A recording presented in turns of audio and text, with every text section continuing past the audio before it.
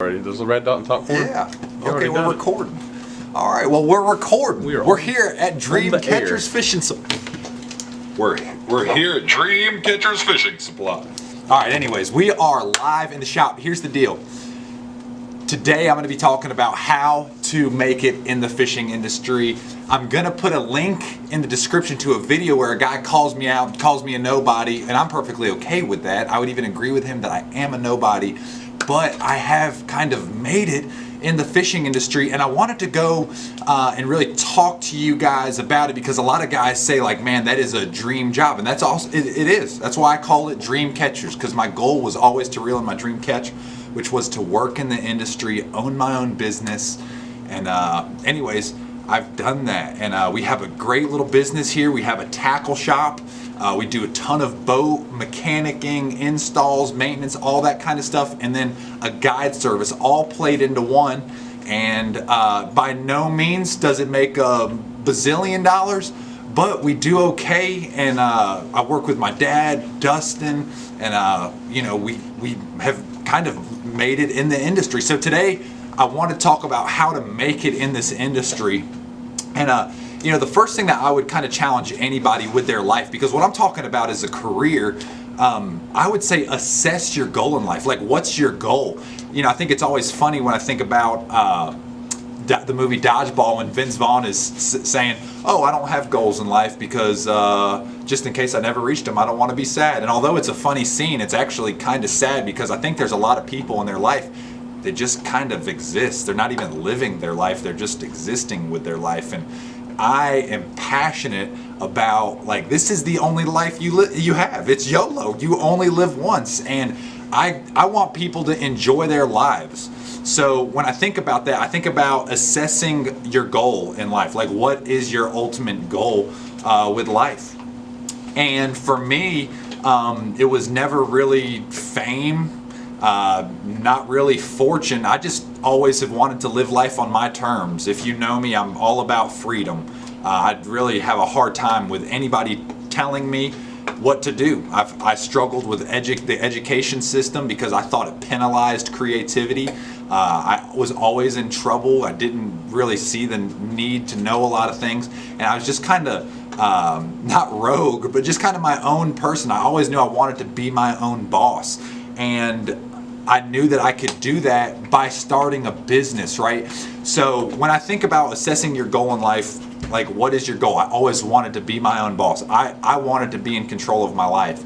So, but many guys have different goals when in this industry, right? Some guys are weekend warriors. There's nothing wrong with that. Like, hey, I've got a 9-to-5 job and I'm just a weekend warrior. There's nothing wrong with that. Some guys, they want to get into jobs in the industry. They want to be sales guys. They want to be reps for businesses. I have tons, and I literally mean tons of friends that are reps for Daiwa, reps for Big Rock Sports, which is a giant distributor in the industry, reps for Shimano, reps for Strike King, reps for River to Sea. I mean, literally, I could go on with I know everybody with every brand. We order on a daily basis from these guys, Megabass.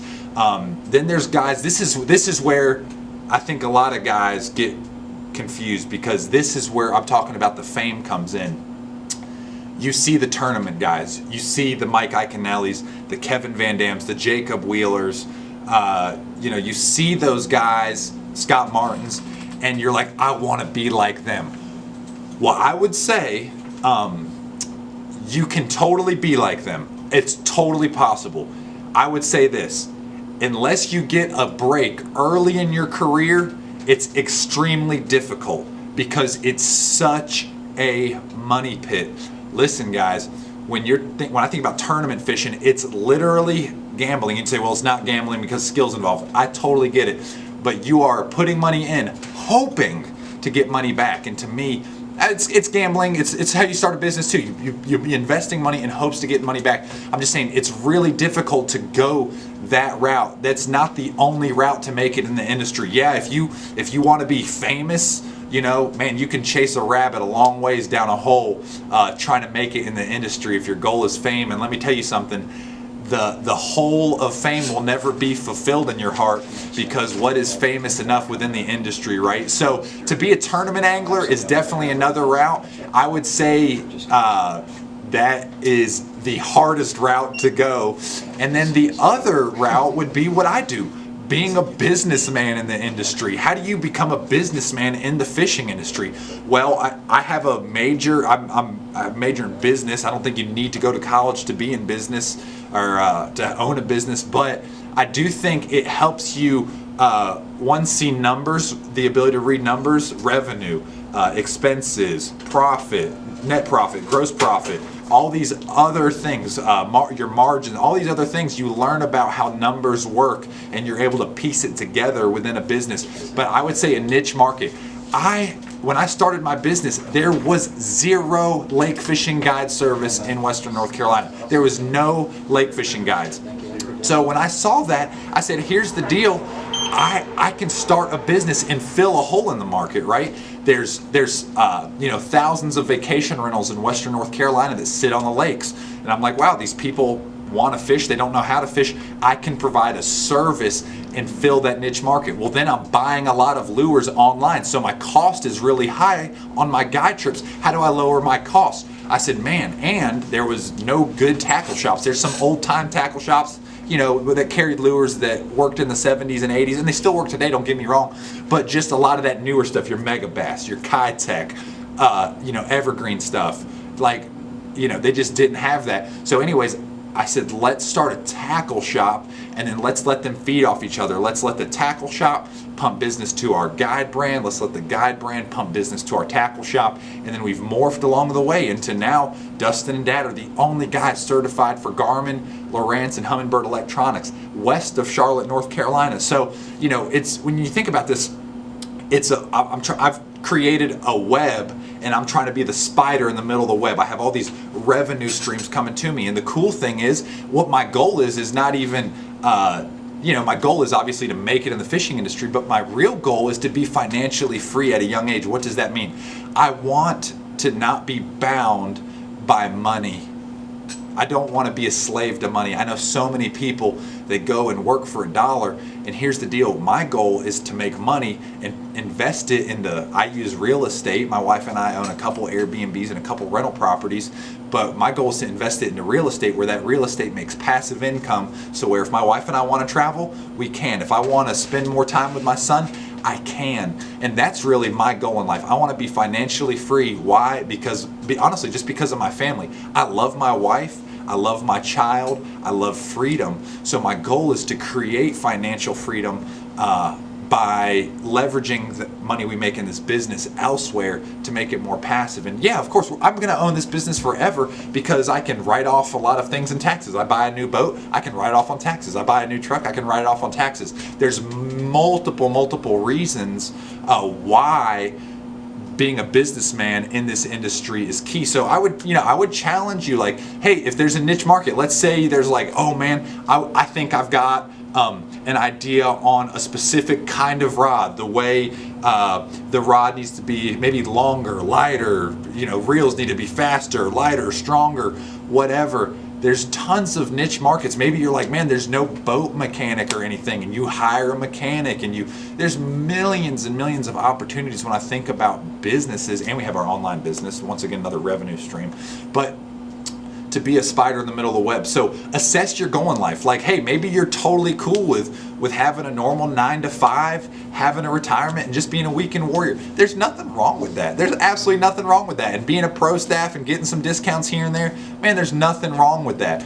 If you want to be in the industry and be a sales guy, work for, I know the guys at Lowrance. I'm telling you, there's tons of guys that rep, and it's a great way to meet a lot of people in the industry and make great connections if you ever do want to make the dive into tournament fishing, or you want to be a tournament angler. I'm just going to say, I know a lot of tournament anglers with a lot of debt, and a lot of guys, listen, there's such thing as good debt. If I buy a rental property, I go into $500,000 of debt, but other people pay rent, and that debt pays for itself. So that's good debt.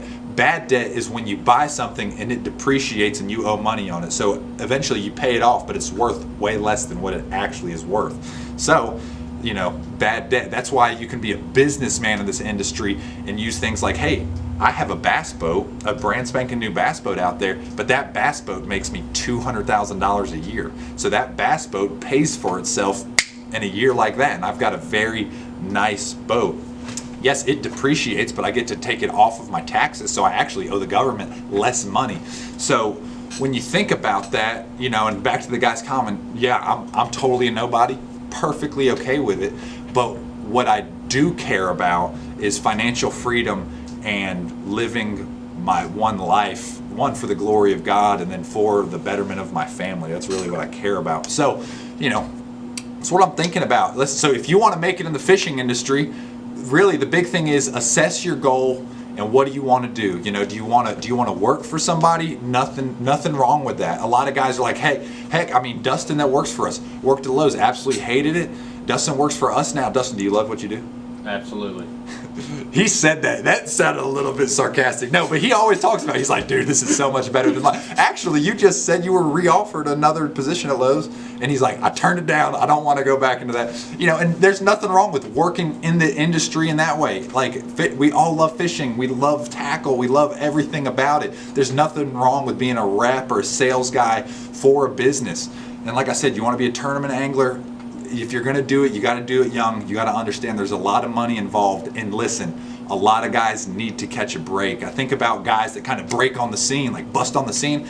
Usually they have a big break early in their career, and that one gets them leverage with their name and some capital to back them to continue to move forward with that. So understand, it's maybe not necessarily luck, but you definitely need some early blessing on your side. And then yes, lastly, like I would recommend, is be a businessman. Come up, think about a niche market, figure out how to make money. Listen, if you solve problems with your life, this is really cool. You ready? I'm about to just simplify right here. When you're passionate enough about something, you learn everything about it. If you learn everything about it, you understand where there's problems. If you understand where the problems are, then you'll think about solutions. And if you think about the solutions, you can monetize the solutions, and thus you have a business. So, think about it here locally. I loved the industry. I saw there was no fishing guide service. So I thought of there's a problem, no fishing guide service. I have a solution. There's a fishing guide service. Boom, monetize the solution. There's no great tackle shop locally. I monetize my solution by creating a tackle shop. There's no one that does really superb install work with electronics. We solve that problem. So solve problems, solutions equal, honestly, money, and you can have a business in the industry. So anyways, that's how you make it in the industry. I hope this helped. I hope this inspires you, because you only have one life. Live it on your terms. So anyways, appreciate you guys. Subscribe to our channel. Shop at our little store online, dreamcatchersfishing.com. We appreciate you. Thanks.